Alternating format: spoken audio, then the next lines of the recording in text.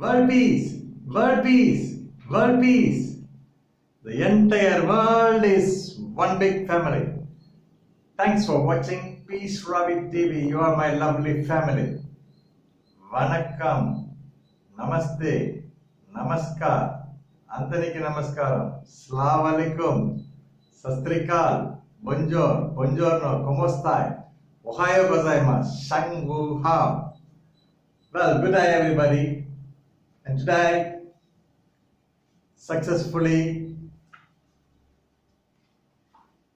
the history of Dr. Ambedkar, 9th part in Tamil. இன்னைக்கு நம்ம அம்பேத்கரோட வாழ்க்கை வரலாறு ஓகேங்களா. நம்ம வெற்றிகரமா ஒரு 8 பாகம் ஏற்கனவே பார்த்துட்டோம். இன்னைக்கு 9வது பாகம் நம்ம இப்போ வாசிக்க போறோம். ஓகேங்களா, டைரக்டா போவோம், புத்தகம் வாசிக்கலாம் வாங்க. நீங்க ரெடியா? இன்னைக்கு 9வது பாகம். தலைப்பு மூடிய கதவுகள். மூடிய கதவுகள். ஓகே, டைரக்டா டாபிக் உள்ள போ. சைமன் கமிஷனில் ஆஜராகி சாட்சியம் அளித்த சமயத்தில் 1928 29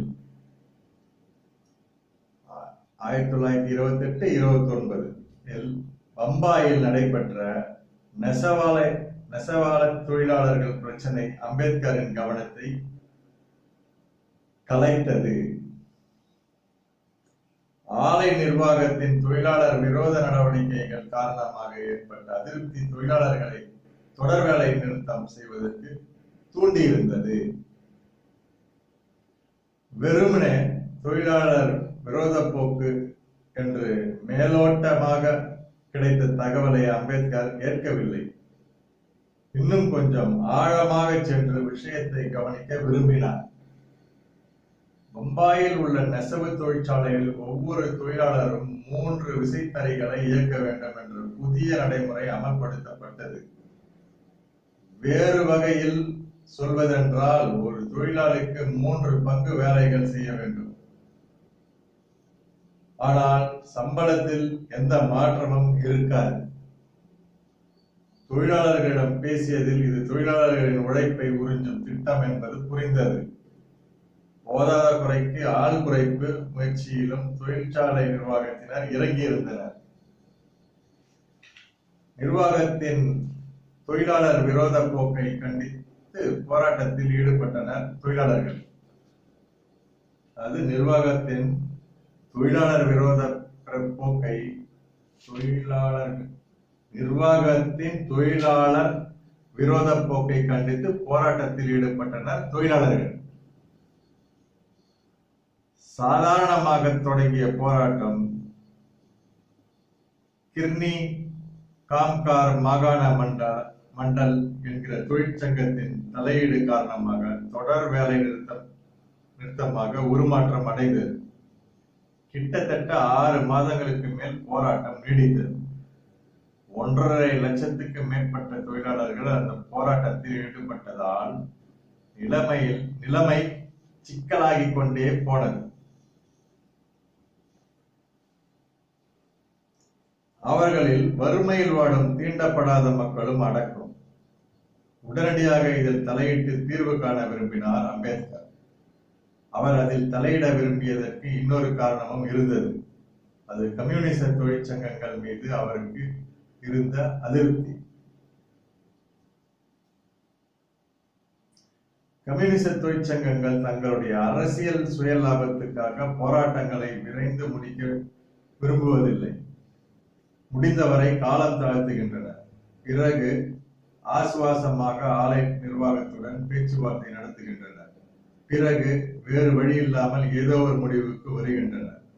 இதனால் தொழிலாளர்களுக்கு முழுமையான நியாயங்கள் கிடைப்பதில்லை என்பது அம்பேத்கரின் எண்ணம். இது போன்ற தொழிற்சங்கங்கள் தீண்டப்படாத மக்களின் நலன்கள் பற்றி அதிகம் அக்கறை காட்டுவதில்லை என்ற அதிருப்தியும் அவருக்கு இருந்தது. உடனடியாக தொழிலாளர்களை சந்தித்து பேசினார். உங்களுடைய உரிமைகளை வென்றெடுக்க போராட்டத்தில் ஈடுபடுவதில் தவறில்லை. ஆனால் உங்களை வழிநடத்த பொறுப்புடன் செயல்படும் தொழிற்சங்கம் இல்லை. ஒருவேளை உறுதியான கொள்கைகள் கொண்ட தொழிலாளர்களின் பிரச்சனைகளை பரிபூர்ணமாக உணர்ந்த போராட்டத்தை விரைவில் முடிவுக்கு கொண்டு வர வேண்டும் என்ற எண்ணங்கள் கொண்ட தொழிற்சங்க தலைமை அமைந்திருந்தால் நீங்கள் தொடர்ந்து போராடுவதில் அர்த்தம் இருக்கிறது. தொடர் வேலை நிறுத்தம் உங்களுடைய வறுமையை பெருமளவில் வளர்த்துவிடும். பணம் இல்லை என்றால் கடன் வாங்குவீர்கள். அது உங்களை மாய வலையில் சிக்க வைத்துவிடும்.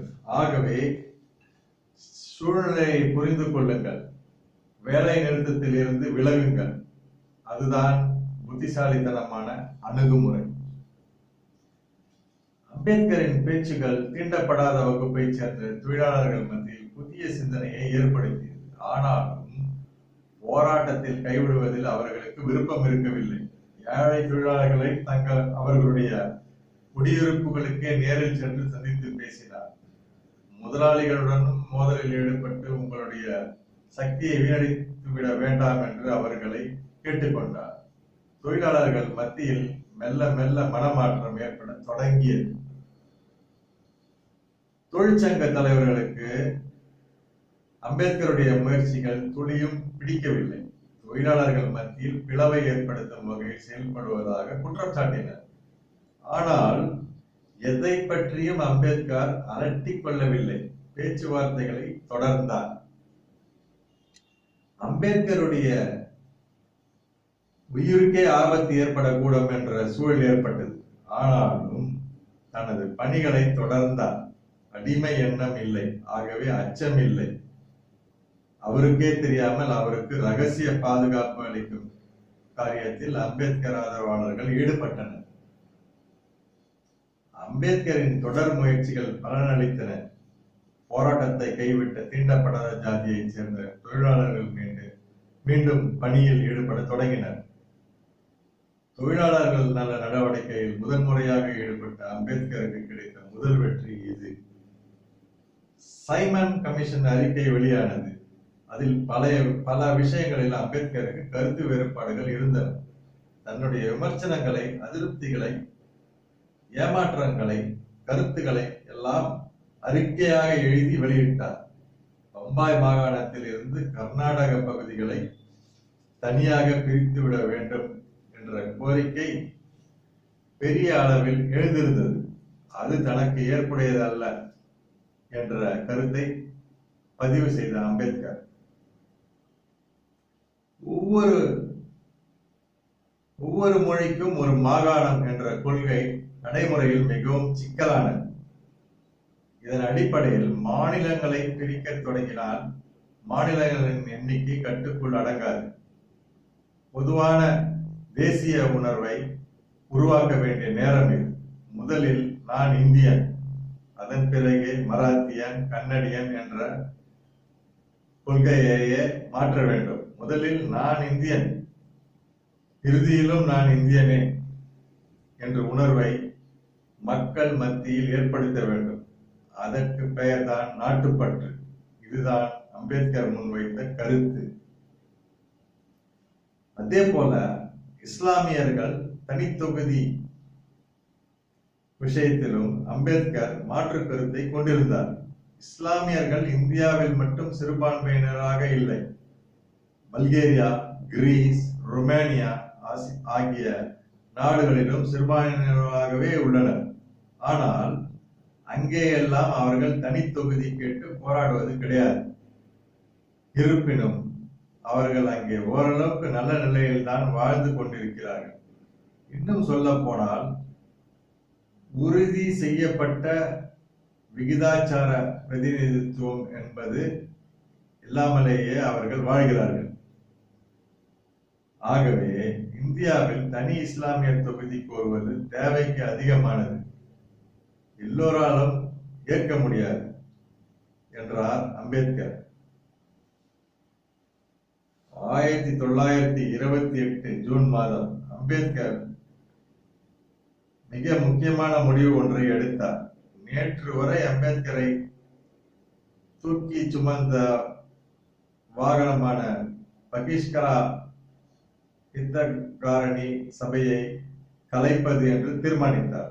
அதற்கு மாற்றாக ஒடுக்கப்பட்ட வகுப்புகள் கல்வி கழகம் என்ற புதிய அமைப்பை தொடங்கினார். அந்த அமைப்பின் முக்கிய நோக்கம் கல்வி. தீண்டப்படாத ஜாதியினரின் முன்னேற்றம் முழுமையாக சாத்தியப்பட வேண்டும் என்றால் அதற்கு அடிப்படை கல்வி அத்தியாவசியம், உயர்கல்வியும் அவசியம் என்றார் அம்பேத்கர். வெறுமனே வாய் வார்த்தையோடு நிறுத்திக் கொள்ளாமல் அதற்கான செயல் திட்டங்களையும் வகுக்க தொடங்கினார். வெளி மாவட்டங்களில் அல்லது வெளியூர்களில் தங்கி படிப்பதற்கு வசதி இல்லாத காரணத்தால் தான் மேல்நிலை மற்றும் உயர்நிலை படிப்புகளை புறக்கணிப்பு செய்கின்றனர் என்று நினைத்தார் அம்பேத்கர். அதுதான் குறை என்றால் அதை அகற்றுவோம் என்றார். அந்த காரியத்தை ஒடுக்கப்பட்ட வகுப்புகள் கல்வி கழகம் செய்யும். தீண்டப்படாத ஜாதியைச் சேர்ந்த மாணவர்கள் தங்கி படிப்பதற்கு வசதியாக விடுதிகள் கட்டப்படும் என்று அறிவித்தார். அம்பேத்கரின் முயற்சிக்கு அரசியல் ஆதரவு கிடைத்தது. பம்பாய் மாகாண அரசு விடுதிகள் அமைக்கும் திட்டத்துக்கு ஒப்புதல் அளித்தது. முதல் கட்டமாக 5 விடுதிகள் கட்டப்படும். அந்த விடுதிகளை நிர்வாகம் செய்யும் பொறுப்பு அந்த கழகத்திடமே ஒப்படைக்கப்படும். ஆண்டுக்கு 9,000 ரூபாய் நிதியும் அரசு ஒதுக்கீடு செய்யும். அந்த பணத்தை கொண்டு மாணவர்களுக்கான கல்வி மற்றும் உணவு தேவைகளை நிவர்த்தி செய்து கொள்ள வேண்டும். இதுதான் அரசு உத்தரவு.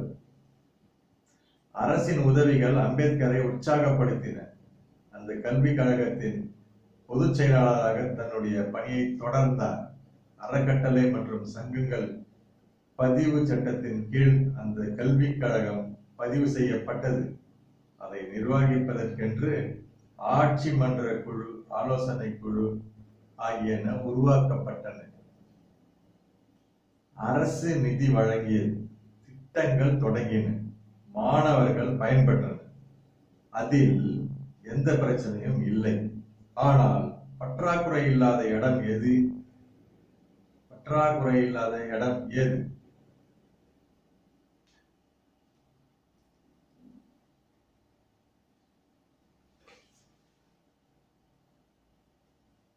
விடுதியை நிர்வகிக்க கூடுதல் பணம் தேவைப்பட்டது. அரசுக்கு மேலும் தொந்தரவு கொடுக்க அம்பேத்கர் விரும்பவில்லை. நன்கொடை திரட்டலாம் என்று சொல்லிவிட்டார். தானே களத்தில் இறங்கினார். நிதி கிடைத்தது, ஆனால் போதுமானதாக இல்லை. விடுதிக்கு உதவும் விஷயத்தில் ஜாதி இந்துக்கள் கடுகளவும் ஆர்வம் செலுத்தவில்லை. அதனால் என்ன? இஸ்லாமியர்களிடம் கேட்போம். இஸ்லாமிய அமைப்பை சேர்ந்தவர்களிடம் நிதியுதவி கோரினார் அம்பேத்கர். வாய்ப்புகள் எதையும் விட்டுக் கொடுத்து விட அவர் தயாராக இல்லை. எத்தனை பேரிடம் உதவி கேட்க முடியுமோ அத்தனை பேரிடமும் கேட்டார். நேரில் செல்ல முடிந்தால் நேரில், கடிதம் அனுப்ப வேண்டும் என்றால் கடிதம். கிடைக்கும் அத்தனை நிதியையும் விடுதியை இயக்குவதற்கு பயன்படுத்தினார். விடுதி வேலைகள் ஒரு பக்கம் நடந்து கொண்டிருந்தாலும் தீண்டப்படாத ஜாதி மக்களை சந்திப்பதையோ அவர்களுக்காக சிந்திப்பதையோ செயல்படுத்துவதையோ அம்பேத்கர் நிறுத்திக் கொள்ளவில்லை. பொதுக்கூட்டம், கருத்தரங்கு, ஊர்வலம், பேரணி, மாநாடு, சுற்றுப்பயணம், ஓய்வெடுக்க கூட நேரம் ஒதுக்காமல் தொடர்ந்து இயங்கினார். சமபந்தி விருந்துகளுக்கு ஏற்பாடு செய்தார். அதில் கலந்து கொள்வதன் மூலம் மேல் ஜாதி கீழ் ஜாதி வேறுபாடுகள் மறையும், தீண்டப்படாத ஜாதி மக்களுக்கு தன்னம்பிக்கை வளரும் என்று அம்பேத்கர் நம்பினார். ரொம்ப நல்ல மனுஷன். மேல படிவோம். கலந்து கொள்ளும் ஒவ்வொரு கூட்டத்திலும் தீண்டப்படாத ஜாதி மக்களுக்கு தன்னம்பிக்கை ஊட்டும் வகையில் பேசினார். அவர்களுடைய சுயமரியாதையை தட்டி எழுப்பும் வகையில் அவருடைய வார்த்தைகள் இருந்தன. உங்களை சுற்றி அடிமை தலை ஒன்று பின்னப்பட்டுள்ளது. உங்களை சுற்றி அடிமை தலை ஒன்று பின்னப்பட்டுள்ளது. அதை அறுத்தெறிய வேண்டிய பொறுப்பு உங்களுடையதுதான். சுயமரியாதை என்பது சுவாசத்தை போல. அது இல்லை என்றால் மனிதன் உயிர் வாழ்வதில் அர்த்தம் இல்லை என்ற அம்பேத்கரின் பேச்சு தீண்டப்படாத ஜாதியினருக்கு உத்வேகம் ஊட்டும் வகையில் இருந்தது. பம்பாய் நெசவு தொழிலாளர்கள் போராட்டம் மீண்டும் சூடு பிடிக்க தொடங்கியது. உப்பயம் கிர்னி காம்சார் தொழிலாளர் சங்கம் இதில் அம்பேத்கருக்கு விருப்பமில்லை. தொழிலாளர்கள் வலிமை மிகுந்த ஆயுதமே வேலை நிறுத்தம். தொழிலாளர்களின் வலிமை மிகுந்த ஆயுதமே வேலை நிறுத்தம். எதற்கெடுத்தாலும் வேலை நிறுத்தம் என்றால் அந்த ஆயுதத்தில் கூர் மழுங்கிவிடும். ஆகவே வேலை நிறுத்தம் வேண்டாம் என்றார் அம்பேத்கர். தொழிலாளர்களின் வாழ்க்கை நிலையை புரிந்து கொள்ள அம்பேத்கருக்கு தெரியவில்லை. அதனால்தான் வேலை நிறுத்தத்தை எதிர்க்கிறார் என்றனர் கம்யூனிஸ்டுகள். இது அம்பேத்கரை ஆத்திரப்படுத்திவிட்டது. வேலை நிறுத்தம் என்பது தொழிலாளர்களின் தனிப்பட்ட உரிமை என்பதில் எனக்கு மாற்று கருத்து இல்லை. அதே சமயம் கம்யூனிஸ்டுகள் மீது தனக்கு நம்பிக்கை இல்லை. ஏனென்றால் சில குறிப்பிட்ட வேலைகளில் சேர்வதற்கு தீண்டப்படாத மக்களுக்கு ஆலை நிர்வாகம் தடை விதித்துள்ளது. ஆனால் இந்த தடையை நீக்கம் செய்ய வேண்டும் என்று கம்யூனிஸ்ட் தொழிற்சங்கங்கள் எந்த காலத்திலும் போராட துணியவில்லை. அப்படிப்பட்ட நிர்வாகத்தில் ஊக்குவிக்கும் போராட்டத்தில் தீண்டப்படாத ஜாதியினர் கலந்து கொள்ள தேவையில்லை. தவிரவும் கடந்த வேலை நிறுத்த போராட்டத்தினால் ஏற்பட்ட பொருளாதார சிக்கல்களில் இருந்து பெரும்பாலான தொழிலாளர்கள் மீளவில்லை. கடன் சுமை கழுத்தை நெரிக்கிறது. குறுகிய கால இடைவெளியில் இன்னொரு போராட்டத்தை எதிர்கொள்ளும் சக்தி தொழிலாளர்களுக்கு இல்லை என்றார் அம்பேத்கர். அக்டோபர் 23, 1929 சாலிஸ்கான் என்ற ஊரில் அம்பேத்கருக்கு வரவேற்பு கொடுக்க ஏற்பாடு செய்யப்பட்டிருந்தது. விழா நடக்கும் பகுதிக்கு குதிரை வண்டியில் செல்ல வேண்டும். ஆனால் அவரை ஏற்றிக்கொள்ள குதிரை வண்டிக்காரர்கள் எவரும் தயாராக இல்லை. தீண்டப்படாத ஜாதியினரை வண்டியில் ஏற்றுவதில்லை என்று காரணம் கூறினர். வேண்டுமானால் வண்டியை தருகிறேன், நீங்கள் எவரேனும் ஓட்டிச் செல்லுங்கள் என்று சலுகை கொடுத்தார் ஒரு வண்டிக்காரர். அதன்படி ஒருவர் குதிரை வண்டியை ஓட்ட தயாரானார். அம்பேத்கர் வண்டியில் ஏறி உட்கார்ந்து கொண்டார். புறப்பட்டது. திடீரென்று வண்டி தடுமாற தொடங்கியது. வண்டியை ஓட்டியவருக்கு உயர்த்து கொட்டியது. புரிந்துவிட்டது அம்பேத்கருக்கு. வண்டியை ஓட்டுபவருக்கும் குதிரை வண்டிக்கும் பூர்வ ஜென்ம தொடர்பு கூட இருந்ததில்லை. வலுவில் திணிக்கப்பட்டிருக்கிறார் எச்சரிக்கை. வலுவில் திணிக்கப்பட்டிருக்கிறார் எச்சரிக்கை. குதிரை தடம் மாறியது. அங்கும் இங்கும் அலைப்பாய தொடங்கியது. சில நொடிகளில் வண்டி குடை சாய்ந்தது. தரையில் உருண்டு விழுந்தார் அம்பேத்கர். கீழே கொட்டி கிடந்த கற்களின் மீது விழுந்ததால் உடலில் ஆங்காங்கே இரத்த காயம், வலது காலில் பலத்த அடி, எலும்பு முறிவு என்று பிறகுதான் தெரிய வந்தது. சுமார் 2 மாதங்களுக்கு இயங்க முடியாமல் முடங்கினார். மருந்துகள், மாத்திரைகள், சிகிச்சைகள், மெல்ல மெல்ல கைத்தடி உதவியுடன் நடைபழக தொடங்கினார். பாருங்க, இவங்கெல்லாம் கஷ்டப்பட்டு எல்லாத்துக்கும் போய் குதிரை வண்டி இருக்குது. குதிரை வண்டிக்காரர் பாருங்க, அவர் பாருங்க, ஐயோ நான் உள்ள வண்டி ஓட்ட முடியாது பாருங்க, எப்படிலாம் இருக்குது பாருங்க கதை. கட்சியில வண்டியை வேணா தராங்க, நீங்க ஓட்டிட்டு போங்க. ஏன்னா அவர் ஓட்டினாருன்னா அவருக்கு அடி விடும். அதனால அவர் என்ன பண்ண, நான்லாம் ஓட்ட மாட்டேன், ஆழ்த்தப்பட்டவங்க நான் வண்டி ஓட்ட மாட்டேன், நீங்களே வேணா வண்டி ஓட்டு போங்க. அது பிராக்டிஸ் கூட துளி அளவு இல்லாதவரை ஓட்டிட்டு போய் சாய்ஞ்சி விழுந்து சின்ன சின்ன கல்லாம் இருக்கும் பாருங்க பாதையில. இப்ப மாதிரி இல்லை, அப்பெல்லாம் ரோட்லாம் ஒரு மாதிரி இருக்கும், கல் மண் எல்லாம் இருக்கும். எல்லாம் ஒரு மாதிரிலாம் குத்தி உடம்பெல்லாம் ஃப்ராக்சர் வேற, 2 மாசம் வேற, எவ்வளவு வலிச்சிருக்கோம்ல. மேல படிப்போம். வீட்டில் முடங்கிய சமயத்தில் இளம் வயதில் ஏற்பட்ட சாதி ரீதியான அவமானங்களும் கொடுமைகளும் திரும்ப திரும்ப நினைவுக்கு வந்தன. கல்வி, வயது, அனுபவம், பிரபலம், கட்சி, அரசியல் என்று எத்தனை சங்கதிகள் இருந்தாலும் சாதி என்பது எல்லாவற்றையும் தூக்கி சாப்பிட்டு விடக்கூடியதாக இருக்கிறது என்ற வேதனை அவரை வாட்டி வதைத்தது. தன்னுடைய ஆற்றாமையை எழுத்தின் மூலம் தீர்த்து கொள்ள விரும்பினார். அப்போது அவருடைய பேனாவால் கடுமையான தாக்குதலுக்கு ஆளானவர்கள் இந்து மத புரோகிதர்கள் தான். அப்போது அவருடைய பேனாவால் கடுமையான தாக்குதலுக்கு ஆளானவர்கள் இந்து மத புரோகிதர்கள் தான். மனிதன் பிறந்தது முதல் இறப்பது வரையிலான காலகட்டத்தில் அவனை தொடர்ந்து வந்து இம்சிக்கும் பிசாசு என்று புரோகிதரை வர்ணித்தார் அம்பேத்கர்.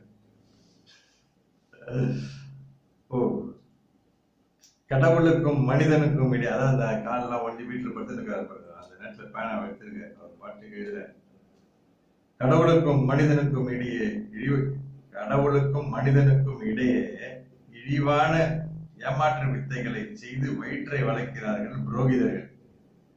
தங்களிடம் அகப்பட்டவர்களை அடியோடு சுரண்டி வாழ்க்கை நடத்த எத்தனைக்கிறார்கள்.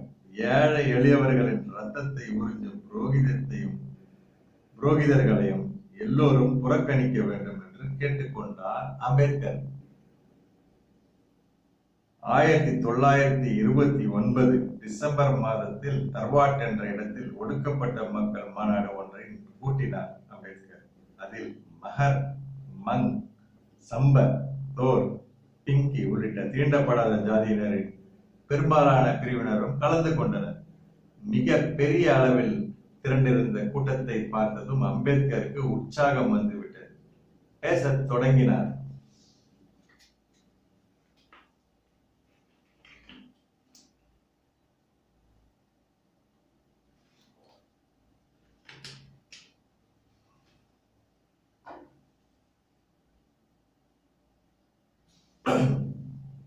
தீண்டாமையை அடியோடு ஒழிக்க வேண்டும்.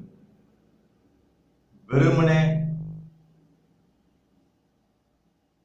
பகட்டான ஆடைகளை உடுத்திக் கொள்வதன் மூலம் சாதித்து விட முடியாது.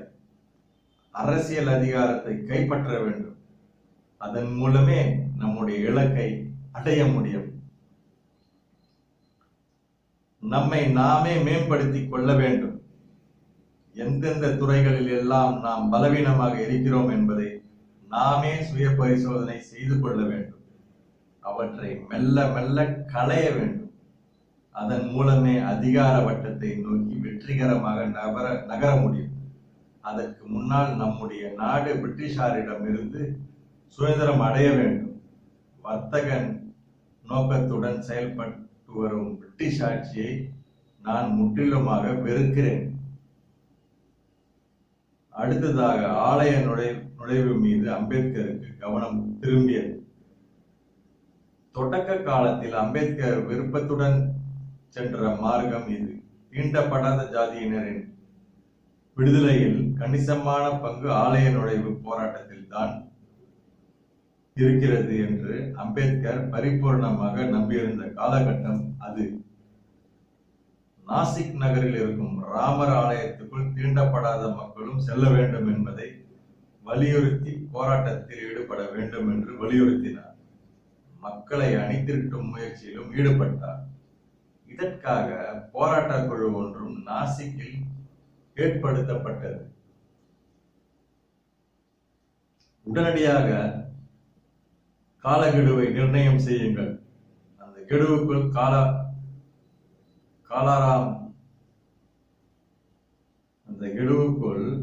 காலாராம் கோயிலுக்குள் தீண்டப்படாத ஜாதியினர் நுழைய அனுமதியுங்கள். இல்லாவிட்டால் சத்தியாகிரக போராட்டம் நடந்தே தீரும் என்று அந்த குழுவினர் ஆலய நிர்வாகத்திடம் வேண்டுகோள் விடுத்தனர்.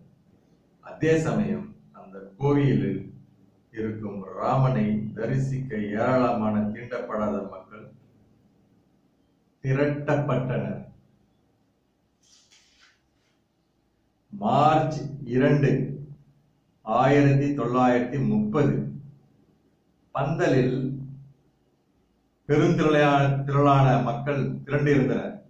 அம்பேத்கர் தலைமையில் மாநாடு தொடங்கியது. ஊர்வலத்துக்கு தயாராகுமாறு மக்களை கேட்டுக்கொண்டார் அம்பேத்கர்.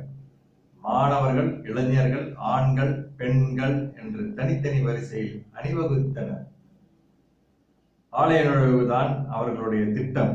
வன்முறைக்கு துளியும் இடம் கொடுக்காமல் நகர்ந்தனர்.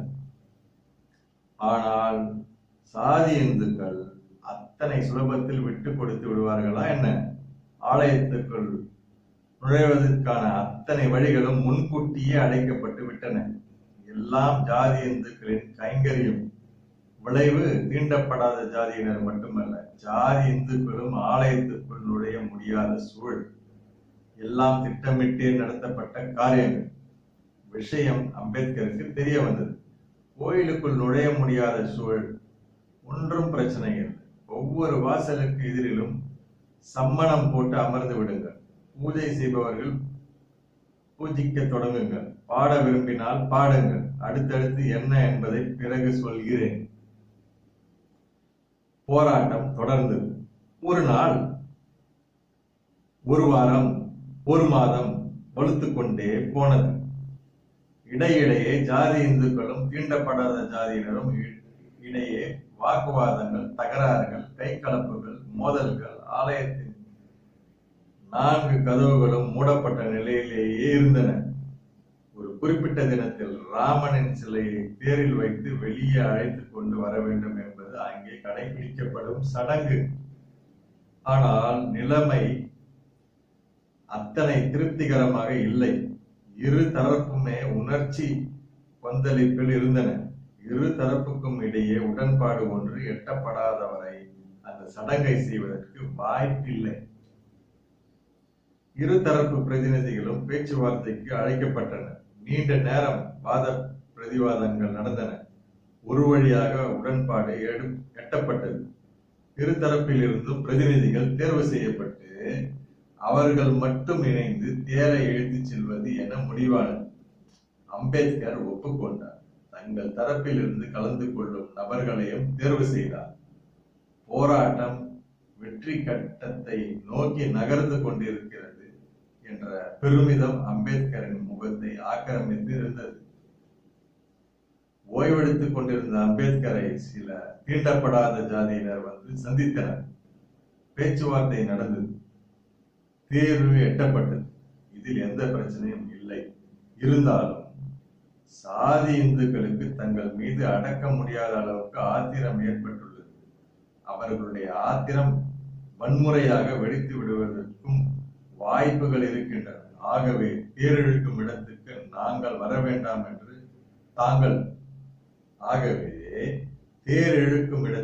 தாங்கள் வர வேண்டாம் என்று கேட்டுக்கொண்டனர்.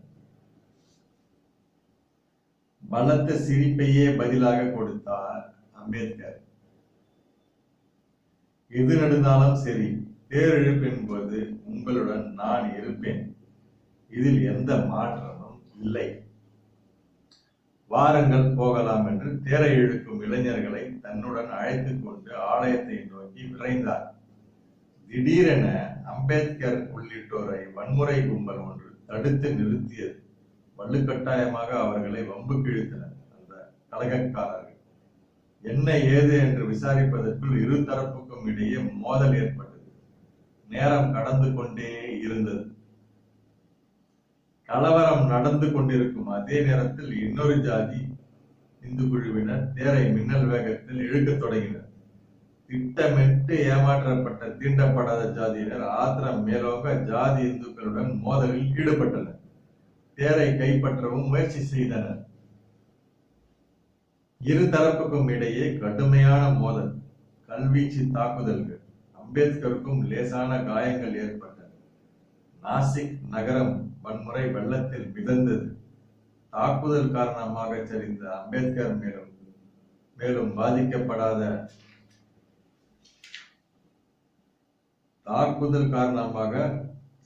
அம்பேத்கர் மேலும் பாதிக்கப்படாத வகையில் சில இளைஞர்கள் பத்திரமாக அவரை அழைத்து சென்றனர்.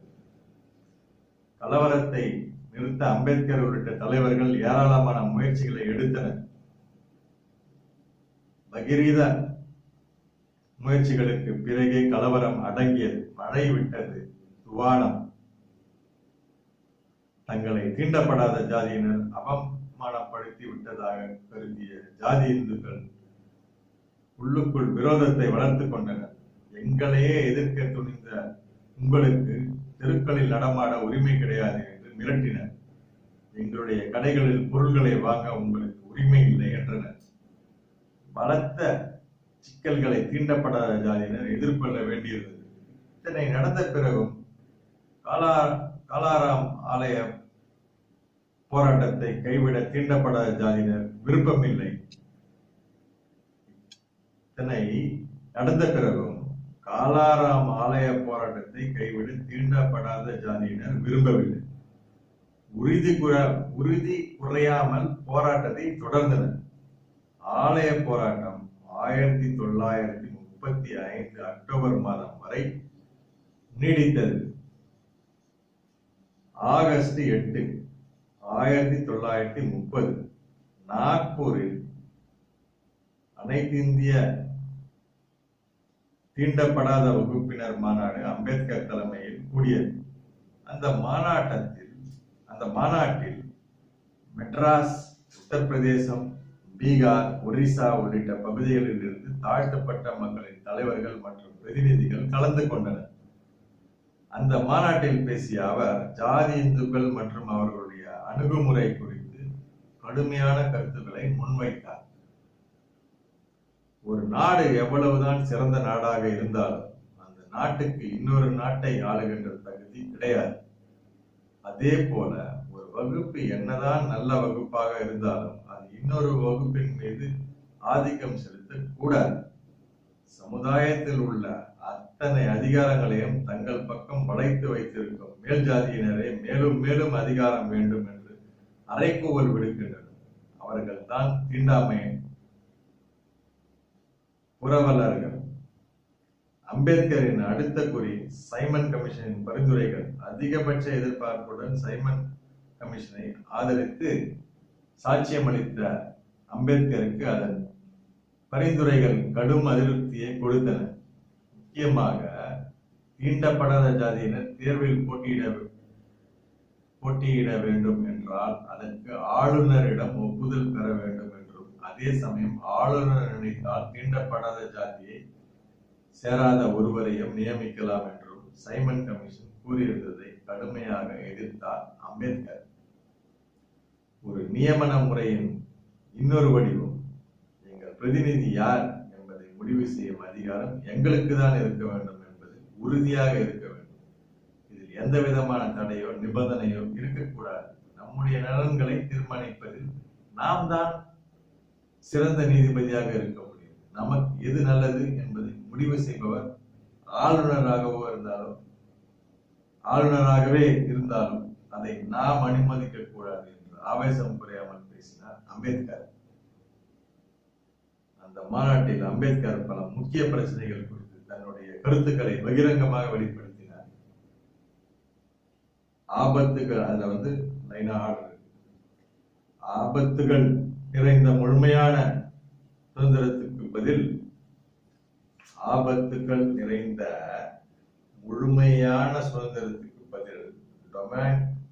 டொமினியன் அந்தஸ்து தான் இந்தியாவுக்கு பொருத்தமாக இருக்கும். காந்தி நடத்தும் ஒத்துழையாமை இயக்கம் சரியான இலக்கை நோக்கி பயணம் செய்யவில்லை. அந்த போராட்டத்தின் மூலம் தாழ்த்தப்பட்ட மக்களுக்கு கிடைக்கப் போகும் நன்மைகள் பற்றி எந்த தெளிவும் இல்லை. தவிரவும் இந்த போராட்டத்தை வெகுஜன மக்கள் வழியே சென்று ஆதரிக்கவில்லை. வலுவில் அவர்கள் திணிக்கப்படுகின்றனர். இந்த முறையில் ஒத்துழையாமை இயக்கத்தை செயல்படுத்த முனைந்தால் அது பெரிய கலவரத்தில் போய் முடிந்துவிடக் கூடும். அடுத்து சமத்துவம், சமுதாயம், சகோதரத்துவம் உள்ளிட்ட கோட்பாடுகள் இந்திய சமுதாயத்தில் விதைக்கப்பட உதவி செய்தவர்கள் பிரிட்டிஷாரே. எல்லோருக்கும் பொதுவான சட்டம் நடைமுறையில் இருப்பதற்கும் அவர்களே காரணம். தீண்டாமைக்கு எதிராக காந்தி இதுவரை எந்த விதமான போராட்டத்தையும் நடத்தவில்லை. திருப்பிப்படுகிறது. தீண்டாமைக்கு எதிராக காந்தி இதுவரை எந்த விதமான போராட்டத்தையும் நடத்தவில்லை. தீண்டப்படாத ஜாதியினருக்கும் ஜாதி இந்துக்களுக்கும் சண்டை சச்சரவு எதுவும் இல்லாமல் சுமூகமான வாழ்க்கையை நடத்த வேண்டும் என்பதை வலியுறுத்தி அவர் வழக்கமாக பயன்படுத்தும் ஆயுதமான உண்ணாவிரதத்தை பயன்படுத்தவில்லை. ஆகவே நமக்கான பாதையை, செயல் திட்டத்தை நாம் தான் வகுத்துக் கொள்ள வேண்டுமே தவிர காங்கிரஸோ காந்தியோ மற்றவர்களோ செய்து தருவார்கள் என்று எதிர்பார்க்க கூடாது. காங்கிரஸ் கட்சி ஒரு தேசிய இயக்கம், அரசியல் கட்சி அல்ல. சோதனை என்று வந்தால் காங்கிரஸ்காரர்கள் பலரும் தத்தமது வர்க்க முகாம்களுக்குள் தஞ்சம் புகுந்து விடுவார்கள். அடுத்து தீண்டப்படாத ஜாதியினருக்கு சில முக்கிய அறிவுரைகளை வழங்கினார். அரசியல் அதிகாரம் அத்தியாவசியம், அதில் சந்தேகமே இல்லை. ஆனால் அது மட்டுமே நம்மை உச்சாணி கொம்பில் உட்கார வைக்கும் ஒற்றை சாதனம் என்று நினைத்துவிட வேண்டாம். அந்த அரசியல் அதிகாரத்தை நம்முடைய முன்னேற்றத்துக்கு எந்தெந்த வழிகளில் எல்லாம் பயன்படுத்துகிறோம் என்பதுதான் எல்லாவற்றையும் விட முக்கியம். உங்களை நீங்களே பட்டை தீட்டிக் கொள்ளுங்கள். ஒன்றுக்கும் உதவாத பழக்க வழக்கங்களை உதறி தள்ளுங்கள். மற்றவர்கள் நம்மை மதிக்கும் வகையில் வாழ்க்கை முறையை மாற்றிக்கொள்ளுங்கள். அம்பேத்கர் பேசிக் கொண்டிருக்கும் போது அவர் மிகவும் உணர்ச்சி வசப்பட்டிருந்ததை மாநாட்டுக்கு வந்திருந்தவர்களால் உணர முடிந்தது. இறுதியாக வட்டமேஜை மாநாடு பற்றி பேசப்பட்டது. சைமன் கமிஷனுக்கு அடுத்தபடியாக பிரிட்டிஷ் ஆட்சியாளர்கள் கூட்ட இருந்த மாநாடு இது. திருப்படிகள். இறுதியாக வட்டமேஜை மாநாடு பற்றி பேசப்பட்டது. சைமன் கமிஷனுக்கு அடுத்தபடியாக பிரிட்டிஷ் ஆட்சியாளர்கள் கூட்ட இருந்த மாநாடு இது. வழக்கம் போல அனைத்து மதம் மற்றும் ஜாதியினரின் பிரதிநிதிகள் கலந்து கொள்ளக்கூடும் என்று எதிர்பார்க்கப்பட்டது. அதில் தீண்டப்படாத ஜாதியினரின் பிரதிநிதிகளாக அம்பேத்கர் மற்றும் இரட்டைமலை சீனிவாசன் ஆகியோர், அதில் தீண்டப்படாத ஜாதியினர் பிரதிநிதிகளாக அம்பேத்கர் மற்றும் இரட்டை மலை சீனிவாசன் ஆகியோரை அனுப்புவது என முடிவு செய்யப்பட்டது. தீண்டப்படாத மக்களின் உரிமை போராட்டத்தில் இந்த வட்டமேஜை மாநாடு முக்கியமான படிக்கல்லாக இருக்கும் என்று நம்பினார் அம்பேத்கர். வாவ், இதுதான் இந்த 9வது பாகம் அம்பேத்கரின் வாழ்க்கை வரலாறு. ஸோ நம்ம அடுத்த முறை வெற்றிகரமா 10வது பாகத்துக்கு போவோம். அப்புறமா இப்போ வரைக்கும் 9வது பாகம் வரைக்கும் பார்த்துருக்கீங்க. தேங்க்ஸ் ஃபார் வாட்சிங் பீஸ் ரவி டிவி. நம்ம அம்பேத்கரை பத்தி படிச்சிருக்கோம். வாய் விட்டு படிங்க. நீங்களே புத்தகத்தை வாங்குங்க, வாங்கி வாய் விட்டு படிங்க. 1க்கு 3 தடவை படிங்க. எந்த புத்தகமா இருந்தாலும் மனசுல பதிய நல்லா அழகா. ஓகே, இப்போ நம்ம 3 times வேர்ல்டு பீஸ் சொல்லுவோம். ஓகேங்களா? World peace, world peace, world peace. The entire world is one big family. Wish you all a nice day.